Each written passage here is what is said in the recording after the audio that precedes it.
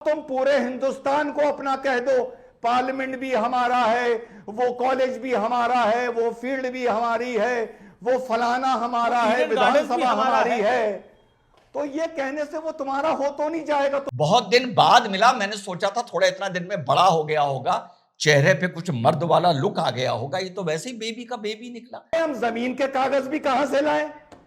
ये लोग हैं कौन? ये आइटम क्या है, समझ में नहीं आता। मुसलमान बात पूरी कायनात की और पूरी इंसानियत की करता है, लेकिन ज़कात मुसलमान पर ही वाजिब है और वक्फ मुसलमान का मुसलमान पर ही वाजिब है, ये बात समझ में नहीं आती। अब ये जाहिल 1368 फसली को 1368 सन 1368 समझ लें, और शायद ये यही समझ रहे हैं, तभी ये फूटी कौड़ी का जाहिल इस तरह से बात कर रहा था वहां।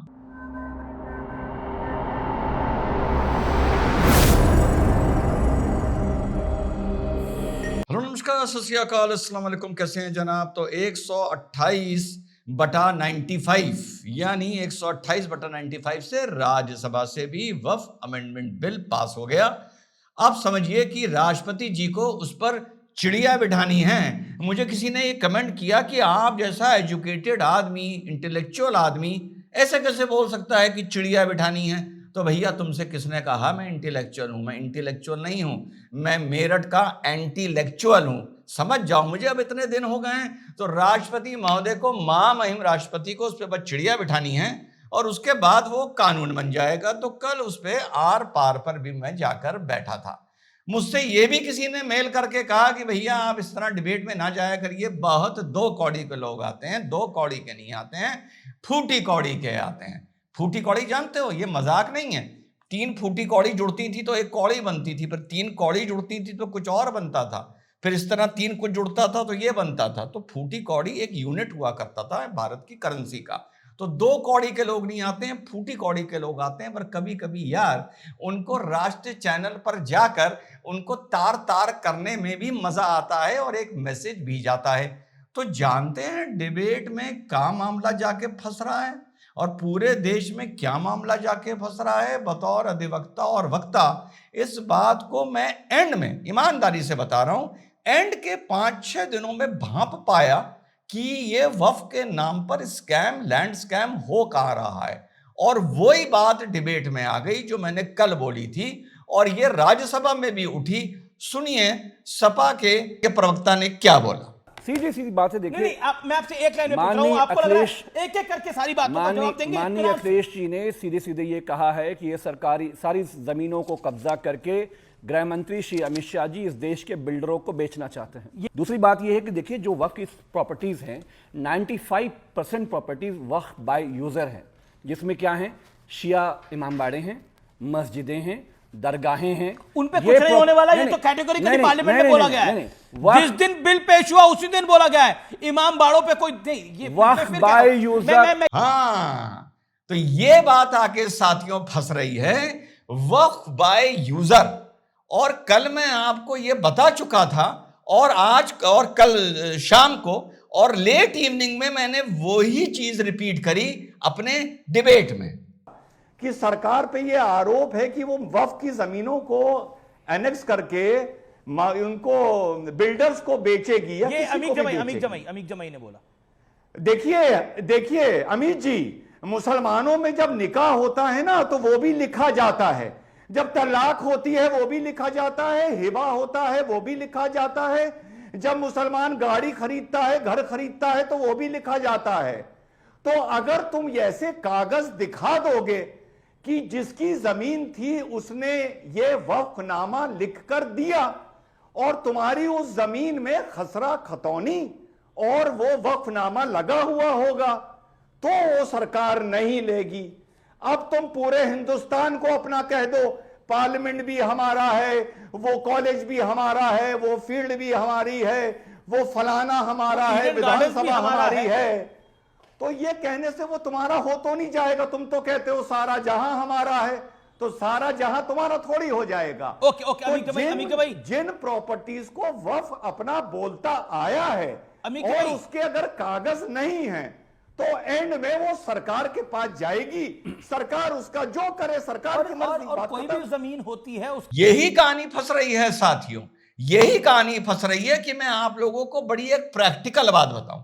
भले शरीयत के दायरे में, भले उसका दुरुपयोग करते हुए, भले मजहबी गुंडों के गुलाम बने हुए, डॉक्यूमेंटेशन मुस्लिम्स में हर चीज में होता है, जहां तक कि निकाह में होता है। मैंने कल ये बात बोली थी और आज इस मारे रिपीट कर रहा हूं, और डिबेट में भी इस मारे रिपीट करी, क्योंकि यही चीज सबसे बड़ी माफिया लैंड, ये वक्फ लैंड स्कैम की धुरी है। इसी की धुरी पर सारा ये वक्फ स्कैम हुआ है कि साहब मुझे समझ में नहीं आता, ये एक नया वर्ड लेके आए, वक्फ बाय यूजर हैं। अरे भैया, कपिल निकाह बाय स्टेइंग टुगेदर हो सकता है, निकाह बाय स्टेइंग टुगेदर हो सकता है। जवाब है नहीं हो सकता है। तलाक बाय नॉट स्टेइंग टुगेदर हो सकता है, नहीं हो सकता है।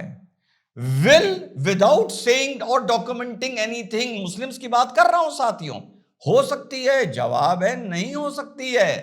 तो जब कोई भी चीज विद इन शरीयत अपने हिसाब से विदाउट डॉक्यूमेंटेशन नहीं हो सकती है, भाई कहीं जाओ तो मौलवी साहब क्या कहते हैं, अपना निकाहनामा दिखाओ। आपका साहब निकाहनामा नहीं है, हम तो लिव इन रिलेशनशिप में हैं, इस मारे हमारे निकाह हो गया है। उससे कंपेयर करके बता रहा हूं आपको, वक्फ बाय यूजर। अब जहां इनको डॉक्यूमेंट, इनको पता चल गया अब कि कहां से ये स्कैम जनरेट हुआ है, और गवर्नमेंट भी जो ड्राफ्टिंग ऑफ द बिल के टाइम पर ये क्लॉज लेके आई कि वक्फ बाय यूजर को कंसिडर नहीं किया जाएगा। ये चीज जो ईमानदारी से बता रहा हूं, 7 दिन पहले मेरे रडार में आनी शुरू हुई कि यार ये मामला है, गड़बड़ यहां हो रही है। वो चीज गवर्नमेंट भी पहले भांप चुकी थी, ईमानदारी से बता रहा हूं, पहले भांप चुकी थी, पर मैं नहीं भांप पाया था। मैंने 7 दिन पहले इस बात को भांपा है। तो ये एक नया शगुफा लाकर इन लोगों ने शुरू किया है, बाय यूजर। अरे भाई, इसी चक्कर में आपको बताऊं कि कुछ दिन पहले जब सुप्रीम कोर्ट ने रूलिंग दी थी, तो ताजमहल पर भी वक्फ ने दावा ठोक दिया था। ताजमहल पे वक्फ ने दावा ठोक दिया था। पता है, जो मैं बात बोल रहा हूं वही सुप्रीम कोर्ट ने तब बोली थी। यह बोला था कि वक्फ के पास ताजमहल जाने से सिर्फ इस मारे बच गया क्योंकि उसका वक्फनामा नहीं था। आप हमें पिछले 2 साल से, जब से वक्फ का मामला गरमाया है, यह समझाते चले आ रहे हैं कि वक्फ एक जमीन है जो कोई मुसलमान इस्लाम और कौम के नाम पर देता है, इस्लाम और कौम के नाम पर उसकी भलाई के लिए देता है, कोई व्यक्ति देता है। यही मैंने डिबेट में भी बोला कि यही तो परिभाषा हम लोग सुनते आए हैं। अब जब मैटर बिल्कुल कल्मिनेशन पर पहुंचा, बिल्कुल अपने निर्णायक दौर में पहुंचा, क्लाइमेक्स पे पहुंचा, तो आपने एंटी क्लाइमेक्स कर दिया। आपने कहा देता वेतक ने कुछ नहीं। साहब, हमारी तो 95% property, 98% property Waqf by user है। देना वेना हमें नहीं पता ये किसने दिया था। भाई ये कैसे हो सकता है? और फिर कुछ फूटी कौड़ी के लोहे का ढक्कन हटा के रिजवान अहमद से कहते हैं कि भाई तू तो इस्लाम के खिलाफ बोलता है, तू तो मुसलमान के खिलाफ बोलता है। फूटी कौड़ी के पहले तो ये बता दे कौन सी कुरान शरीफ की आयत में वक्फ का जिक्र है, जो कल मैंने अपना आर्गुमेंट रखा था। मेरी बातों का तुम्हारे पास फूटी कौड़ी के जवाब होगा नहीं, ठीक? और जो अगर वक्फ मजहब का हिस्सा है तो 1937 पर्सनल मुस्लिम पर्सनल एक्ट जो बना शरीयत के आधार पर, उसमें वक्फ का जिक्र क्यों नहीं आया? तब 1937 में मुसलमान क्यों चुप रहा? फिर 1955 में जाके अलग वक्फ एक्ट बना। तो लॉजिकली तुम लोगों को बात करनी आती नहीं है। गाली देना और गाली खाना अब तुम्हारी फितरत हो गई है। और जब फंस जाते हो रिजवान अहमद के सवालों के बीच में, तो कहते हो कि तू तो बिके हुए लोगों से मिलता है, किसी असली वाले से मिल तो समझ में आएगा। तो असली वाला कोई किसी ने मां का दूध पिया हो ना, तो नॉलेज के मामले में उसको भेज देना मेरे सामने, उसको भेज देना। तुम लोगों को सिर्फ एक बात करनी आती है, जो डिबेट में मौलाना मिले वो बिके हुए हैं, जो डिबेट में मुस्लिम नेता मिले, आलिम मिले, तुम्हारे हिसाब से वो बिके हुए हैं, ठीक?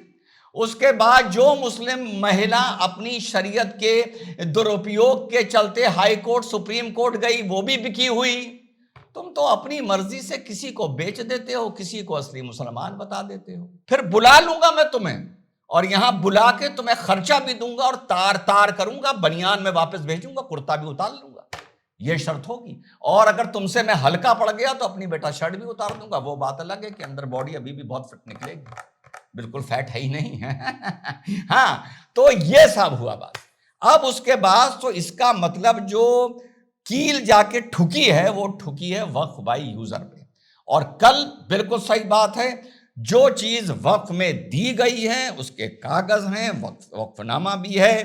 देखो भैया, ईमानदारी से कहता हूं, वो वक्फ को दे दो। जो पूरे उत्तर प्रदेश में शायद 1,32,000 में 3,000 है, कल बताया था, इसी तरह हर राज्य में होगी। जो अभी वक्फ बाय यूजर हैं, गवर्नमेंट को बिल्कुल न्यूट्रल बात बता रहा हूं, यह करना चाहिए कि उनके जो वंशज हैं उनको ढूंढे, उनका एफिडेविट, जो फर्स्ट ब्लड वंशज हैं उनको ढूंढे, उनका एफिडेविट लें। और अगर वो ये कहते हैं कि हाँ हमारे दादा ने या उससे पहले किसी ने भी इस प्रॉपर्टी को वक्फ किया था, हमें पता है, ये हम 5 आदमी, जैसे पंचनामा होता है, खानदान के साइन करके दे रहे हैं कि ये प्रॉपर्टी आपको वक्फ में ही हम छोड़ने को तैयार हैं, मैं कहता हूं उसको भी छोड़ दो और पर ढूंढो। और जो कहता है नहीं मैं देने को तैयार नहीं हूं, तो उन मुसलमान वंशजों को लौटाओ। हिंदुओं को तो सब लौटानी पड़ेगी अगर घेरी है तो, मैं सिर्फ यहां मुसलमान की बात कर रहा हूं। और जहां वंशज नहीं मिलते और जहां कागज नहीं मिलते, वो तो भैया पूरी घेर लो, पूरी घेर लो और इस समाज के काम में लाओ, समाज के। ये ज़कात की तरह और वक्फ की तरह ना बनाओ कि ज़कात और वक्फ मुसलमान देगा मुसलमान के लिए और बात पूरी कायनात की और पूरी इंसानियत की करता है। मुझे यही बात समझ में नहीं आती। मुसलमान बात पूरी कायनात की और पूरी इंसानियत की करता है, लेकिन ज़कात मुसलमान पर ही वाजिब है और वक्फ मुसलमान का मुसलमान पर ही वाजिब है। ये बात समझ में नहीं आती। तो जो तीसरी कैटेगरी की प्रॉपर्टी है, जिसके ना वंशज हैं, ना वो कोई उसका वक्फनामा है, ना उस जमीन के कोई डॉक्यूमेंट है, तो वो पूरी वक्फ से छीनो और समाज के काम आए, जिसमें गरीब मुसलमान के भी काम आए, गरीब हिंदुस्तानी के काम आए, गरीब दलित के काम आए। बहुत शौक है ना जय भीम कहने का, तो वो प्रॉपर्टी दलित भाइयों के भी काम आनी चाहिए। तो एक तो ये बात हो गई। दूसरी बात, जब मैंने वहां डिबेट में ही बोली, जितनी भी सीए और एनआरसी की लड़ाई लड़ी गई थी, आप याद करिए, हम लोग बहुत डिबेट में रहते थे। कहा जाता था कि बच्चा कहीं पैदा हुआ, गांव में पैदा हुआ, दाई ने पैदा कर दिया, अस्पताल नहीं गए, भैया हम पैदाइश के कागज कहां से लाएं? यही बात तो हम लोग सुनते थे ना। अभी मुझे 85 साल पुराने, जहां मैंने जमीन ली है, 85 साल पुराने लोगों के कागज मिल गए। खसरा खतौनी हमारे बाप दादाओं की भी है, आपके घर में भी होगी, 100 साल पुरानी। पैदाइश को कह दिया कि भैया कहां पैदा हुआ, हम कागज कहां से लाएं? अब यार ये लोग कह रहे हैं हम जमीन के कागज भी कहां से लाएं? ये लोग हैं कौन? ये आइटम क्या है, समझ में नहीं आता। बहुत दिन बाद मिला, मैंने सोचा था थोड़ा इतना दिन में बड़ा हो गया होगा, चेहरे पे कुछ मर्द वाला लुक आ गया होगा, ये तो वैसे ही बेबी का बेबी निकला। थोड़ी दाढ़ी बड़ी हो गई है पर शक्ल वैसी बेबी की बेबी है इसकी, और वैसे ही जाहिल का जाहिल है। तो सुनिए क्या बोल रहा था। 20 मिनट से खाली कागज कागज बोल रहे हैं। मैं इनको बोलूंगा कि इनके दादा के परदादा के दादा के परदादा का नाम क्या था, ये नाम नहीं बता सकते। मैं चुनौती के साथ कह रहा हूं, लेकिन ये बड़ी बड़ी बात कर रहे हैं। अरे यार, ये वाकई बड़े जाहिल हैं यार, बड़े ही जाहिल हैं, कसम खुदा की भाई, सही बता रहा हूं भाई। इतने जाहिल मैंने लोग इतनी लाज मेजॉरिटी में नहीं देखे। कह रहा है कि रिजवान साहब के दादा और परदादा के दादा वादा, इनके नाम नहीं पता होंगे। वैसे तो डिबेट में पैनल बड़ा था, टाइम नहीं मिला। 7 नस्लों के टाइम, तो 7 लोगों के टाइम अपने दादा से लेके मैंने वहीं बैठे बैठे लिख लिए थे, वहीं बैठे बैठे लिख लिए थे। लेकिन इनकी आप जिहालत देखिए, यही तो मैं मानता हूं, ये चीज वाकई जिहालत है। इनकी आप जिहालत देखिए कि कह रहा है रिजवान अहमद के दादा और उसके फादर और उनके दादा के दादा, इनका परदादा, इनको नाम भी नहीं पता। इन जाहिलों को ये नहीं पता कि वक्फ में जो स्क्रूटनी होनी है या जो रजिस्ट्रेशन होना है, ये भी मैं पहले बोल चुका हूं, वो 1368 फसली से होना है। अब ये जाहिल 1368 फसली को 1368 सन 1368 समझ लेंगे और शायद ये यही समझ रहे हैं, तभी ये फूटी कौड़ी का जाहिल इस तरह से बात कर रहा था वहां पर कि इनके दादा। अच्छा, मैं सोचा कि ये इस तरह ये क्यों बोल रहा है, तो देन मुझे डिबेट में टाइम नहीं मिला। तो मेरे हिसाब से ये 1368 फसली को सन 1368 समझ रहे हैं। ये इतने जाहिल हैं कि इतने पुराने कागज कहां से आएंगे। इसीलिए all India personal law board के अध्यक्ष ने भी कहा कि जामा मस्जिद के कागज कहां से आएंगे और तिरुपति के कागज कहां से आएंगे। फिर से एक बार वो शब्द इस्तेमाल करना पड़ता है समझाने के लिए। इन जाहिलों को फूटी कौड़ी के ये नहीं पता कि 1368 फसली का मतलब 1952 होता है, 1952 इन मॉडर्न कैलेंडर। और ये फसली सिस्टम अकबर ने शुरू किया था। उस फसली सिस्टम में 590 जोड़ा जाता है तो 1952 बनता है। 1368 में जो बात योगी जी ने बोली थी 1952। अब इनके पास 1952 के भी कागजों के डॉक्यूमेंट नहीं है भाई, ना इसका मतलब कागजों के डॉक्यूमेंट है, ना इनके पास वक्फनामा है। इसीलिए कुछ सोच के भले इनको माफिया बोला गया, भू माफिया बोला गया। ये है चीज किसी दूसरे की कब्जा करी गई है, मजलूम की गई है, गरीब की गई है, सरकार की गई है, हिंदू की गई है, अपने अपने हिसाब से दबाव बना। मैं तो अब भी कहता हूं फूटी कौड़ी के, अगर जाहिल ये बोलें कि तू इस्लाम या मुसलमान के खिलाफ है, मैं तो अब भी कहता हूं अगर उस जमीन के कागज किसी मुसलमान के नाम भी निकल आते हैं, भले वक्फनामा नहीं है, तब भी उसकी फैमिली ट्री में, जैसे हमने पूछा, अभी हमने 85 साल पुराने मंदिर को बार बार उस जगह का नाम आ जाता है क्योंकि वो इस वक्त के मामले से जुड़ी हुई है। हमने भी तो राम जानकी देवी के वंशजों से पूछा ना कि हम आपकी जमीन का सुंदरीकरण करने चाहते हैं, हम बहुत बुरा लगता है। उन्होंने कहा भैया कर लीजिए। हमने ये भी उनसे बताया ये छोड़ी झाड़ वाड़ जितनी भी हैं ये काट दी जाएंगी, जो बड़े महुआ के और शीशम के पेड़ हैं इनको नहीं छुआ जाएगा, जाहिर सी बात है। तो हमें भी तो वंशज मिल गए ना। तो मैं तो अब भी कहता हूं कि अगर कोई जमीन वक्फ बाय यूजर है जिसको देने वाले के कागज मुस्लिम के, मुसलमान के निकल आते हैं और उसके वंशज पांच पंचनामा की तरह 5 वंशज उसके फर्स्ट एंड सेकेंडरी ये कह देते हैं कि ठीक है हम इसको वक्त में ही कंटिन्यू करने के लिए तैयार हैं, मैं तो इतना लीनियंट हूं और इतना न्यूट्रल हूं कि कहता हूं ठीक है दे दो। लेकिन अगर वंशज नहीं निकलते और मुसलमान की भी भले प्रॉपर्टी वो निकल आती है, वंशज नहीं निकलते, वक्फनामा नहीं मिलता, तो भैया उस प्रॉपर्टी को लेके पूरी कायनात और पूरी इंसानियत के काम लाओ उस जमीन को। जो डायलॉग बाजी हम मुसलमान बहुत करते हैं, पूरी कायनात, पूरी कौम नहीं, पूरी कायनात और पूरी इंसानियत, तो उस इंसानियत में हर गरीब आएगा, गरीब मुसलमान आएगा, गरीब दलित आएगा, गरीब हिंदू आएगा, गरीब ब्राह्मण आएगा, गरीब ठाकुर आएगा, सब आएंगे उसमें, क्योंकि हम ही इंसानियत का रोना रोते हैं। या तो सिर्फ कह दो कि सारी इंसानियत का मतलब सिर्फ मुसलमान है, या तो ये कह दो।